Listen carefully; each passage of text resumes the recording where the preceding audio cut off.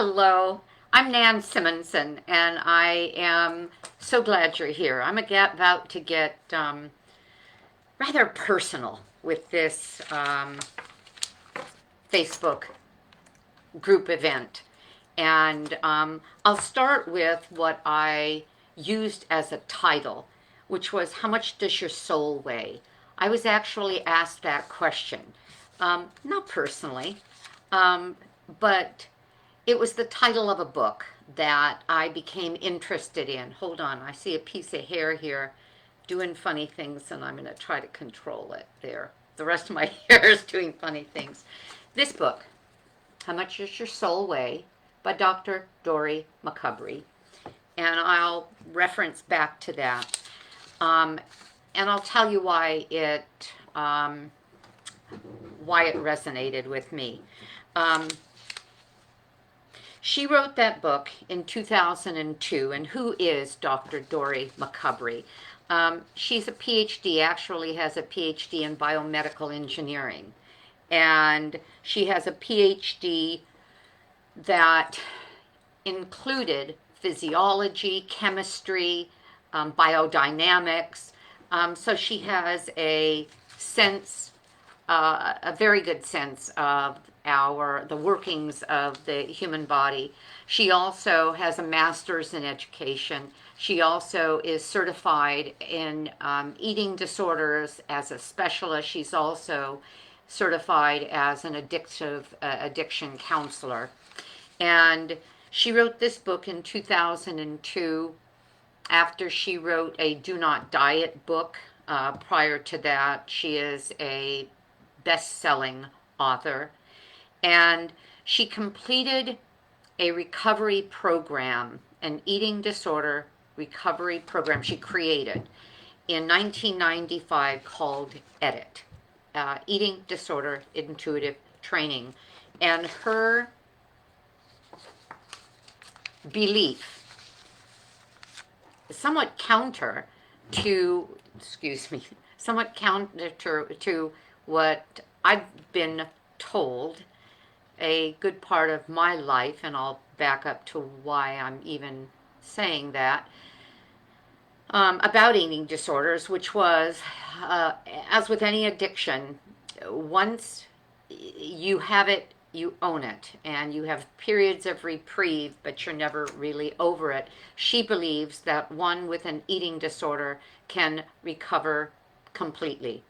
She is speaking from experience because she also came from a background of anorexia, bulimia, binge eating disorder, and she recovered completely. And now for almost 30 years, she has worked with people in her EDIT program, Eating Disorder Intuitive Training, to be able to leave behind the addictive behavior that is behind most eating disorders. It's something that a person ends up losing personal control over the way they would if it were a physiologically addictive drug, because in a way it is. Our neurotransmitters are hijacked by our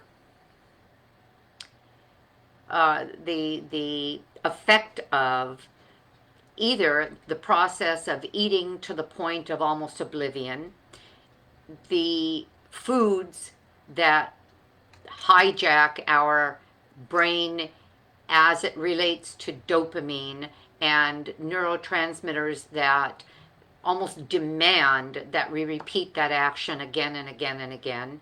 And in that way, it creates a addictive process, and it becomes habitual. I know of this personally because when I was 14, I became anorexic and passed out in gym class in my high school, and was told, this was sophomore year, and was told that if I didn't begin eating, I was going to be hospitalized, and that scared me enough to begin eating. And my brother, who was a weightlifter at the time and knew how to get ripped, said, oh, well, go ahead and eat and then just throw it up. That began a lifetime of struggling to stop that behavior. My brother was able to stop it. I don't know when, but I know he did. I wasn't until I was well into my adult years. As a matter of fact, I finally completely stopped in 2018. That's pretty sad. At around that time, I was introduced to two things that made the difference for me. And that is a book called Brain Over Binge, in which Catherine Hansen explained the neurology of and the neuroscience behind addictive behavior with food, how the lower brain is in control of things that it begins to believe are necessary for life. What they call the reptile brain, some people call it that, that controls processes like breathing and things that we don't control. Certain repetitive behaviors that keep us in equanimity can sometimes become something that becomes so ingrained that that lower brain simply tells us on a regular basis this is what must happen in order for us to survive.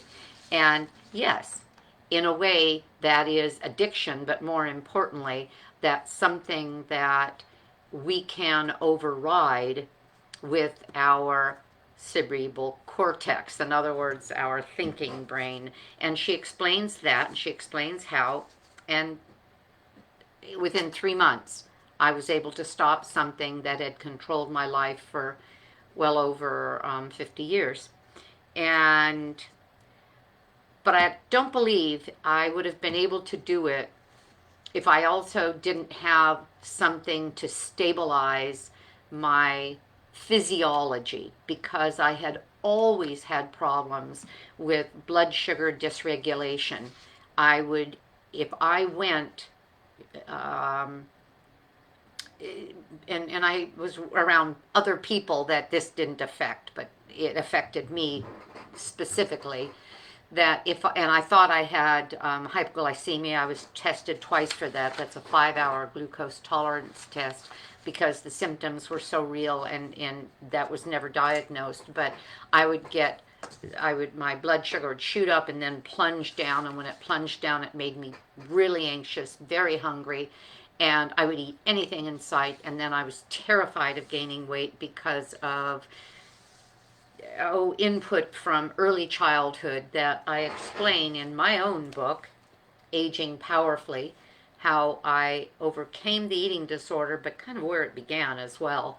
And so I learned to override those initial cues that my brain gave me every time there was a trigger to binge. I was able to ultimately override that, but that physiology that kept me wanting to eat in an anxious way because I felt so depleted, I don't think I would have been able to ease into recovery as easily and as well as I did, because I did this without any other intervention but that book and a whole food, plant-based diet. Why would that matter? Well, I had always been terrified of gaining weight because I was told that I came to believe that a person was unlovable if they weren't the right size. That was a message that was given to me when I was rather young and reinforced again and again. And if I ate too much, it would have led me to, as I did for that many years, get rid of whatever I'd eaten. And it's an ugly picture, so I won't draw that picture for you. Somebody here may have a binge eating disorder, and you know what it's like to start and not be able to stop. Some of you may be anorexic. You know what it's like to be terrified to eat and to see ourselves as valuable when there's very little of us at all to see. And I went through time of that as well. But a bulimic can get away with things that others can't get away with because it's invisible. What goes along with that is a enormous burden of shame and guilt and secrecy. And it's a terrible way to live. And I can tell you today, I would never go back there because it was such a sad reality. But I also can tell you that I don't know if I could have found a way to, as gently as I eased into a new reality, to do it with such physical comfort. And that's where, again, the whole food plant-based came in, because that means, and there were some other things that went along with that. For example, well, no, actually, whole food plant-based pretty well says it, because I could say vegan, which is whole food plant-based, but not necessarily whole food. In other words, there still would have been processed foods in there. And the problem with highly processed foods, and this is why it's so important for me to put those words together, and I describe it that way all the time. Whole foods are connected and tied with, I even just did a podcast about that. What is your fat, carbohydrate, and protein grams tied to? They can be tied to junk food. They can be tied to whole foods. The point about whole foods is they come in a package.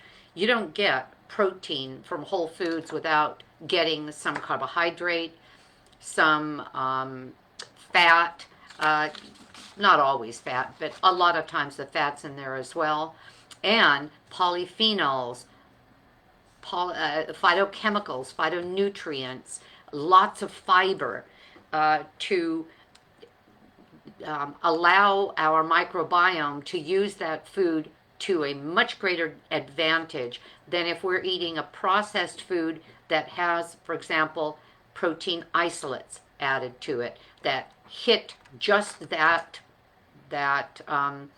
macronutrient need, which is the protein, without feeding everything else that the microbiome is looking for, which is the highly, and the rest of our cells, which are the antioxidant load, the polyphenols, and every different plant material has certain chemicals as part of their load. Thousands of phytonutrients, phytochemicals that we can't and haven't yet even identified. So the point is, with whole food plant-based and with a determination not to use processed foods, and you know what's processed?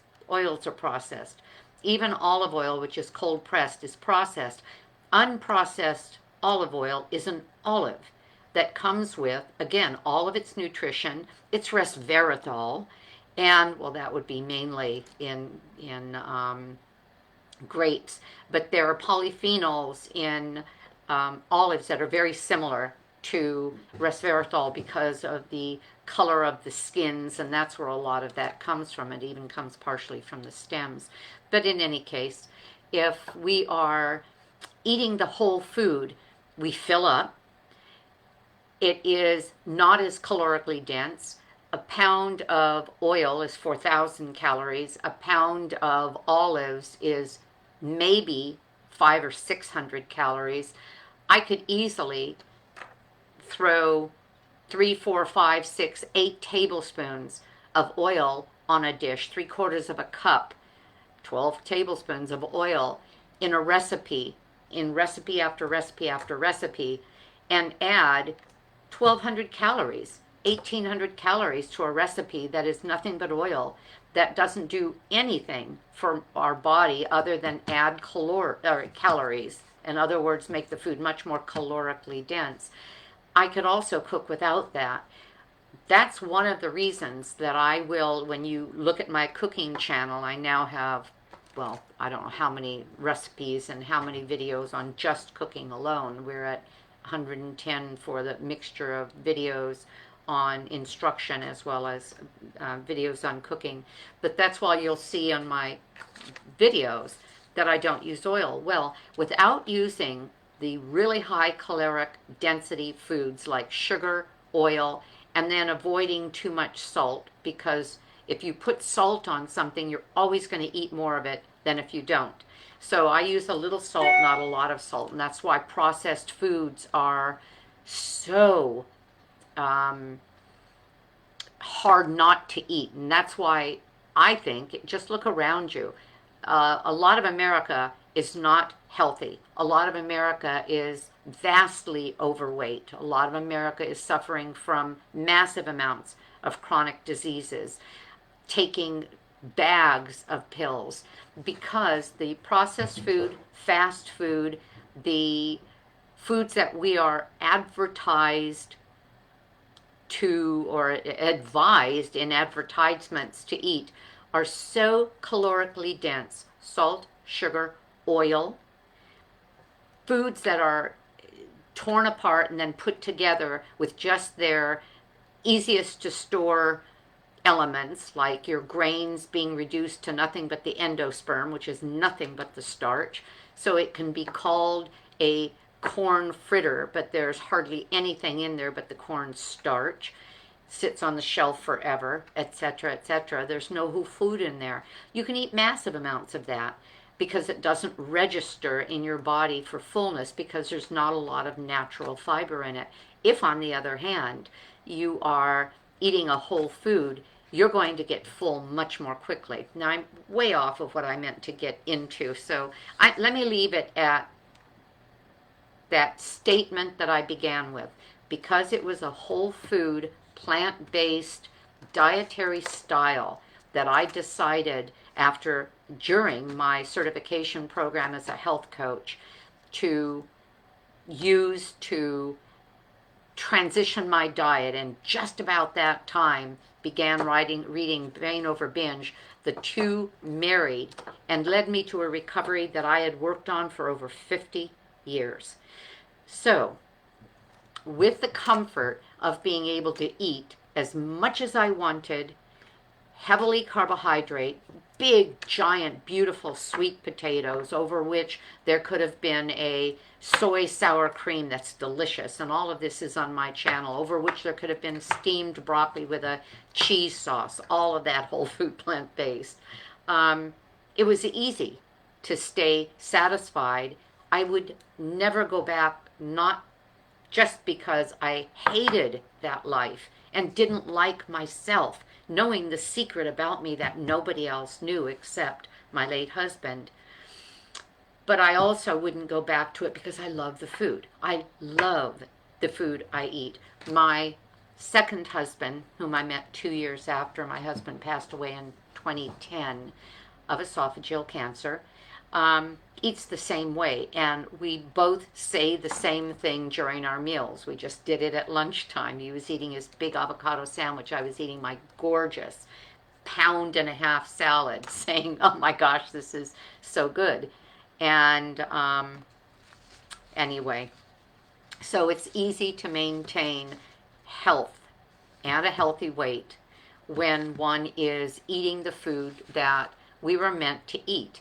And research has shown, College of Lifestyle Medicine, the World Health Organization, that, and actually even finally the American Dietetic Association is finally admitting, even though they are funded by industry, they're finally admitting that a plant-based diet can be appropriate for healthy life at all ages. Meaning from baby to old age. And it was hard for them to admit that because they would lose funding over that, because again, industry that makes the food that's killing us gives them a lot of what they need to survive as an organization. Okay, so everything that Dr. Dory talked about in her eating disorder intuitive training program resonated with me as it related to the value of learning how to stop binging, using food, having fears over what we eat, how we eat. It all resonated with me, even though that wasn't what I used to overcome my eating disorder. But what I realized is, and when I wrote Aging Powerfully, I stated my mission to make a difference to others. From that date I wrote it, and it was celebrated in January of 2021, meaning last January, when I turned 70, that I had a mission that I was inviting everyone to follow me on, and that was the belief that through a lifestyle as medicine modality, getting enough sleep, relieving stress on a regular basis, moving well on a regular basis, eating nutritious foods as much as possible from a whole food plant-based diet, that we could not only prolong our health and live into our older years vibrant, but we can extend those older years. The difference between the age of the average age of Americans at death and that of those who are whole food plant-based, those who are around the world, part of the blue zones, who are primarily, because the blue zones are primarily whole food plant-based, and they practice those lifestyle modalities, the difference in years is 10 to 15 to 20 years of really good life. And if you have a fire in your gut to live those years well, as I do, to make a difference as I do, you want that time and you want to do it well. I just turned 71 and I'm excited about the next 10, 20, or 30 years. Knock on wood. So why did I ask the question, how much does your soul weigh? I decided to get certified by Dr. Dorie in her EDIT program. And it is a program that has several levels of certification from 1 to 5. 5 being not only a certification, but an apprenticeship with her that lasted 5 months. And I decided to do that because in order for me to help other people recover from eating disorder behaviors, I can't just do it with my own experience. I have to understand underlying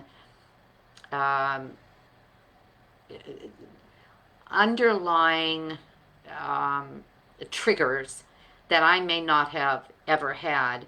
I have to help people look at where they are and what their not only triggers were, but their background motivation is, and help rewire that. And couldn't do it without this training. So I'm in her training program. I'll be finished in June. Part of what we do is we get together as groups. This has all been Zoom because this is January of 2022 and we're now working through the Omicron variant. And who knows what will come next, preferably nothing.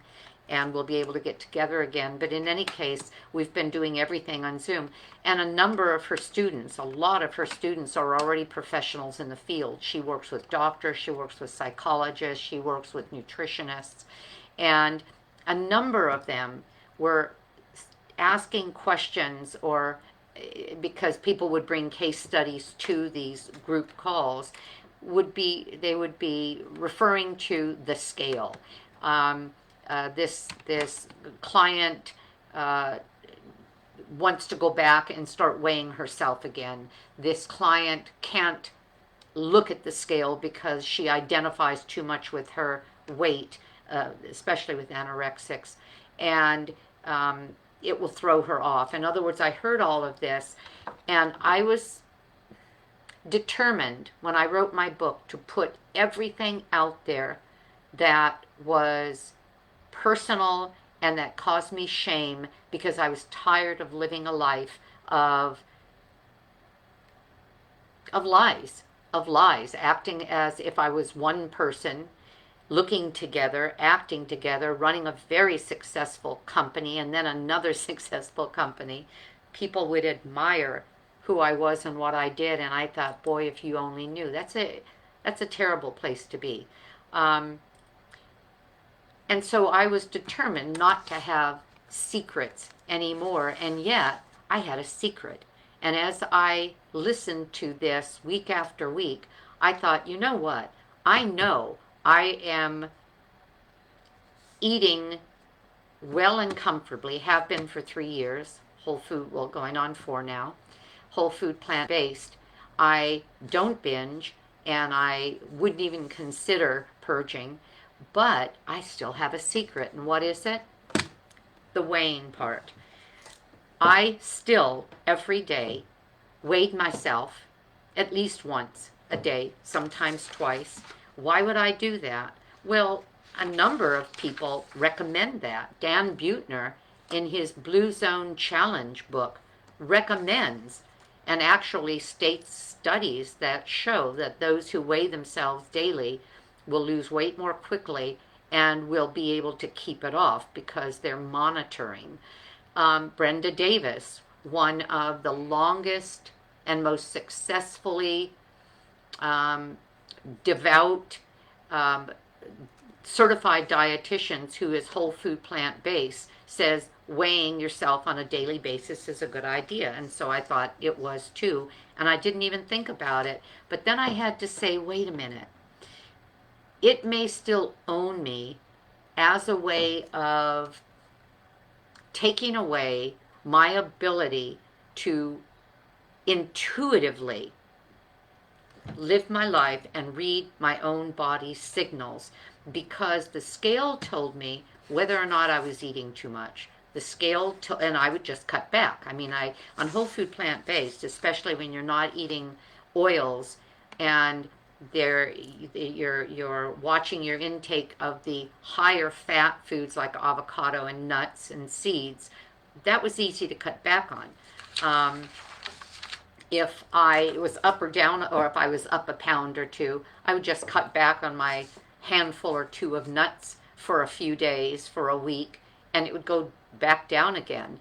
I kept the seeds in because the seeds are the flax seeds, and that's where we get our omega-3s, flax, chia, and hemp seeds, and that always went on the oatmeal or in the smoothies. But some people, like Chef AJ, she has no seeds and no nuts at all, and maintains what is she now, an 80, 90-pound weight loss, because she was a vegan, but it wasn't whole food. It was a junk food vegan. And 10 years ago, she changed all of that, and she has found it easy to keep her weight really low, the way she likes it, on whole food plant-based, and she doesn't do any oils at all, or any nuts, or I don't even know if she eats a lot of seeds. But I found that I couldn't. I would do that. But what I'm saying is, it's very possible, and I came to realize that that was the case, and I didn't know the difference, whether or not it was the scale that was controlling me, rather than the fact that I had learned to live intuitively with my body's signals. And so when somebody brought this up in one of our group calls, I spoke up.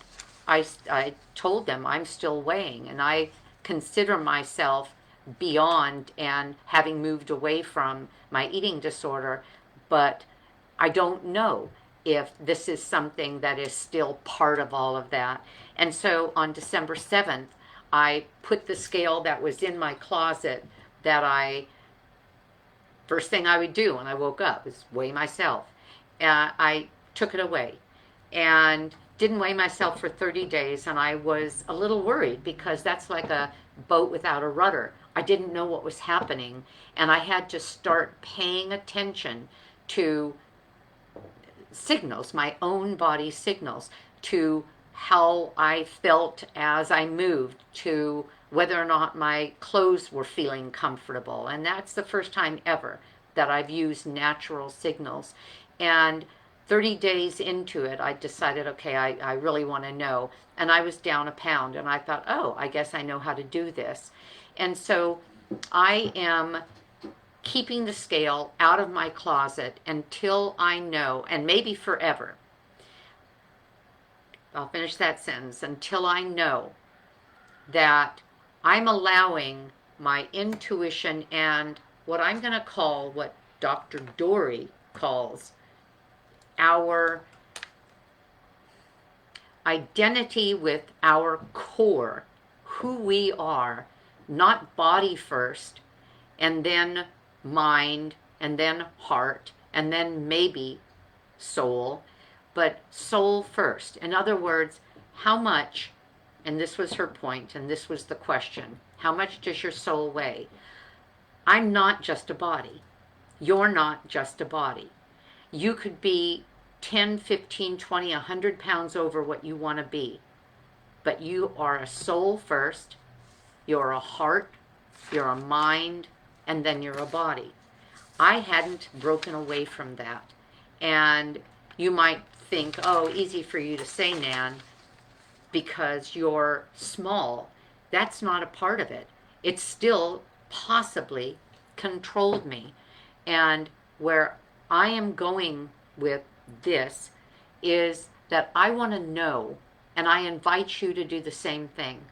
I want to know who and what I am without any artificial device.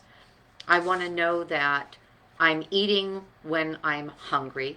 I'm stopping when I'm full. I'm reading my body's signals. My body should show me and tell me when to stop. Now, I'm going to add something to this because I had a conversation with Dr. Dory about this. When she wrote her book, and she even acknowledged this, in 2002, our food was cleaner. We were not as marketed to as we are now. And everything around us, every visual around us that relates to food, introduces us to food that isn't even anywhere close to ancestrally what we would have eaten. A hamburger with a fried onion ring, with 3 pieces of bacon, with oozing cheese and mayonnaise and white bread that's made with 31 ingredients, like the hamburger buns of McDonald's. That's not real food.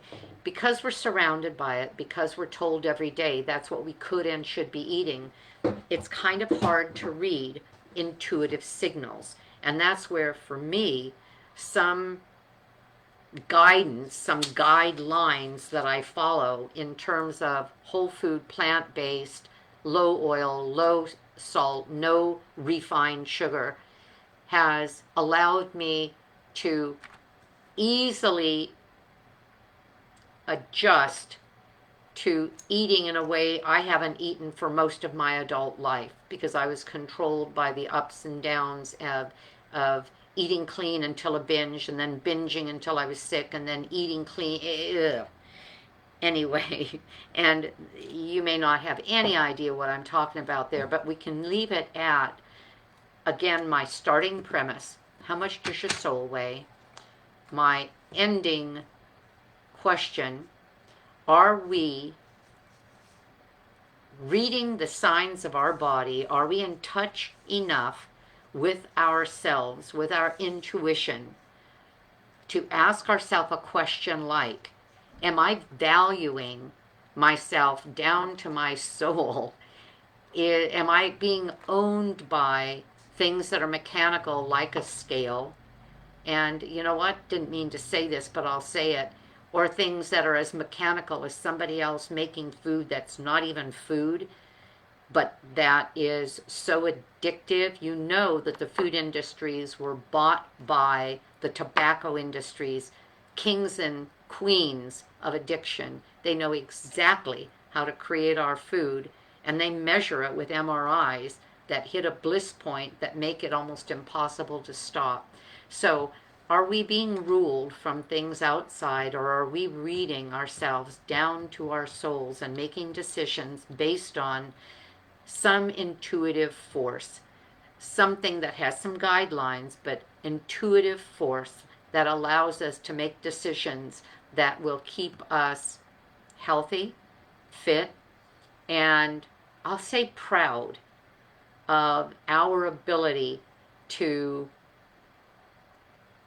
live as if we are a person that is naturally in sync with our body's signals. I happen to have somebody that I live with on a daily basis that is, and it's been a real lesson for me. My husband weighs what he weighed when he was in high school. He doesn't have any of this angst that I had. He never even knew anything about it until I wrote this book, which meant we were 8 years into marriage. He was a bit surprised that I had that as a past. But I watched him. I'd watch him start to eat and stop to eat. He didn't want things that he knew were going to ruin his body because he knew that he loved himself well enough to want to eat well. And he's still like that today, now, completely whole food, plant-based, as, again, we both have been for nearly 4 years. Well, for over 4 years now. No, going on 4 years now. I want to make sure that I've brought up everything I wanted to. So the intuitive wisdom versus hyperpalatability versus the outside forces still doesn't have to give way to our desire and our decision to give weight and value to the weight of our soul rather than everything being valued to the weight of our bodies. I was a prisoner of that beyond when I thought I was released by the eating disorder. I guess I was a prisoner even to the degree that I was still living by that scale.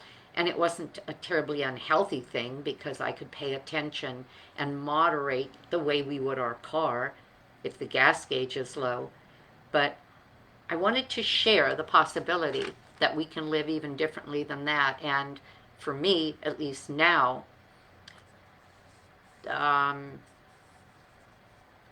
use a new gauge, and a gauge now that I'm still maneuvering with to read well. But it's been since December 7th, so what is that?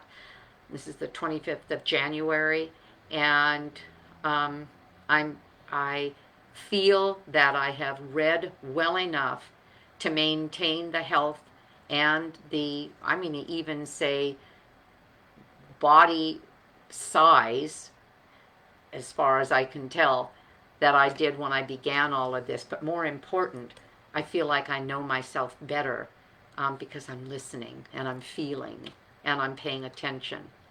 I think that'll be it. Will I ever weigh again? Oh, probably. Once in a while. I think it's helpful to know the basic parameters. Your doctor's certainly going to ask, or they'll weigh for you. And I want to end with one last thing. I'm obviously promoting the idea of being true to yourself and paying attention to more than things that are outward rather than inward, your soul as opposed to just your body. We are so much more than just our body. But I think that a lot of what I'm saying, especially as it relates to, for me, that whole food plant-based component has a lot to do with not only saving us health-wise, but also saving those animals that we torture, 70 billion innocent creatures a year, and our planet, which, if you're paying any attention to resources or to research, is running down on resources. And we've got grandkids who are going to have grandkids, and they need our help right now. And the more that we can save resources, and a whole food plant-based diet can do that, the better all of us will be. So I ended with my little statement, and I'll leave it at that. So I hope I haven't gone on too long. I think I have a bit. And I want to thank you for listening and have a great day because I know I'm going to. If you like what you heard, if you have any questions, let me know. Thank you. Bye bye.